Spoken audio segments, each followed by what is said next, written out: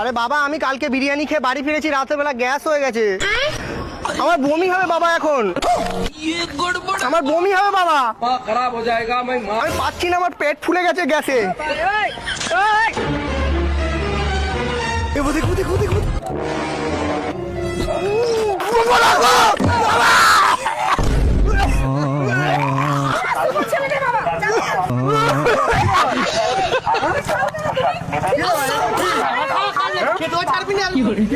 আরে দাদা, আমি বিরিয়ানি খেয়েছি বমি হয়ে গেছে। বিরিয়ানি খেয়ে পেটে গ্যাস হয়ে গেছে।